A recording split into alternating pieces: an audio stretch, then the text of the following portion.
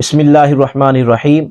خواتین عید کی نماز کے لیے مسجد میں آ سکتی ہیں یا نہیں آ سکتی، اسی طرح مذہبی اجتماعات میں شرکت کر سکتی ہیں یا نہیں کر سکتی، اس حوالے سے آج کی ہماری گفتگو ہے۔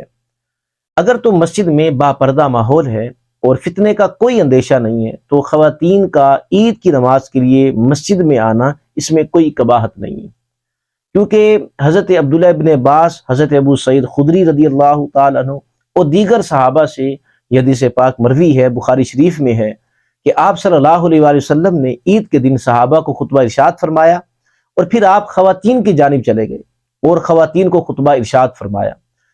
تقریباً یہ حدیث پاک بخاری شریف میں 60 مقامات پر آئی ہے۔ امام بخاری نے مختلف ابواب میں اس حدیث پاک کو ذکر کیا ہے، لہٰذا اگر باپردہ ماحول ہے تو خواتین کو عید کی نماز کے لیے مسجد میں آنے سے روکنا یہ مناسب نہیں ہے۔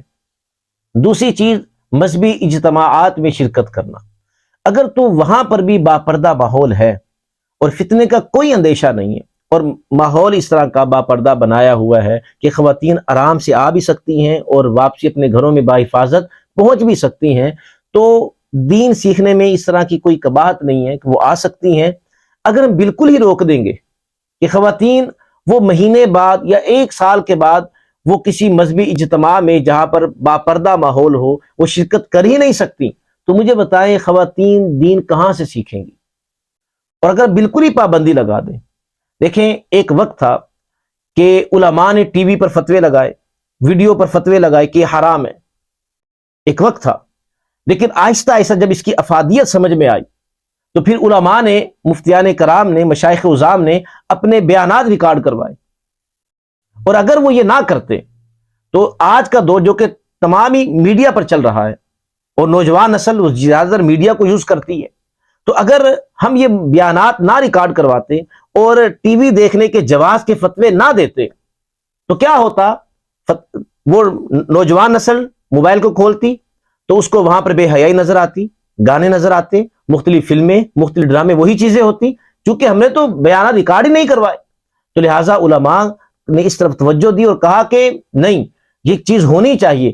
اب زیادہ نہیں تو کم از کم کوئی 15-20%، 30% لوگ ایسے بھی ہوں گے نا جنہوں نے محض میڈیا سے دین کو سیکھا ہے، علماء کے بیانات سن کر، علماء کے دیکھ کر، ان چیزوں کو دیکھ کر انہوں نے بیانات سن کر دین کو سیکھا ہے۔ اگر ہم پابندی لگا دیتے تو اب کیا ہونا تھا؟ جس طرح آج کے دور میں آپ بازار چلے جائیں، آپ کو 90% وہاں پر خواتین نظر آئیں گی۔ آپ مختلف فیسٹیول میں چلے جائیں، اسٹیڈیم میں چلے جائیں، آپ کو خواتین کی بہتات نظر آئے گی۔ مختلف ناموں سے مختلف قسم کی پارٹیاں ہو رہی ہیں، وہاں پر خواتین ہوتی ہیں، زیادہ تعداد خواتین کی ہوتی ہے، نائٹ پارٹی ہے، خواتین وہاں پر ہیں۔ تو اگر ہم دوسرا پلیٹ فارم بالکل ہی مہیا ہی نہیں کریں گے، خواتین تو جانا اس طرف ہے، تو اگر ہم ایک دوسرا مذہبی باپردہ ماحول ان کو بنا کر دیں گے کہ وہ زیادہ نہیں، کم از کم 1 ماہ کے بعد آ کر وہ دین کو سیکھیں، آ کر سمجھیں، یا 1 سال کے بعد وہ مسجد میں آئیں، وہ خطبہ سنیں، وہ دین کی باتیں سنیں، تو اس میں قباحت ہی کیا ہے؟ کیا یہ بہتر ہے کہ خواتین دوسری جانب چلے جائیں، باطل کی جانب، طاغوتی قوتوں کے نرغے میں آ جائیں؟ کیا یہ بہتر ہے؟ یا ان کے لیے ایک اچھا پلیٹ فارم مہیا کر دیا جائے کہ وہاں پر آ کر دین کو سیکھے؟ کیا یہ بہتر ہے؟ اللہ ایسے لوگوں کو ہدایت دے جو یہ فتوے جاری کرتے ہیں کہ نہیں، خواتین کا بالکل مسجد میں عید کی نماز کے لیے بھی آنا جائز نہیں ہے، وہ کچھ نہیں سن سکتی، مذہبی اجتماعات میں شرکت نہیں کر سکتی۔ اللہ آپ کو ہدایت دے، آپ موجودہ دور کو سمجھیں، محض ایک چیز کو پڑھ کر فتویٰ نہ دیں، آپ اس کے آگے بھی دیکھیں، اس کے پیچھے بھی دیکھیں، اس کی افادیت کو دیکھیں، اور جو متقدمین علماء ہیں آپ ان کے فتاوی جات کو دیکھیں، ان کو دیکھیں، جو بعد میں آنے والے علماء ہیں آپ ان کو دیکھیں، ان کو سمجھیں کہ ان کا کیا مطمع نظر ہے اس حوالے سے، وہ کیا کہتے اس بارے میں۔ اللہ رب العزت ہمیں فہم عطا فرمائے۔ وصلی اللہ تعالی علی حبیبہ محمد وآلہ وصحبہ اجمعین۔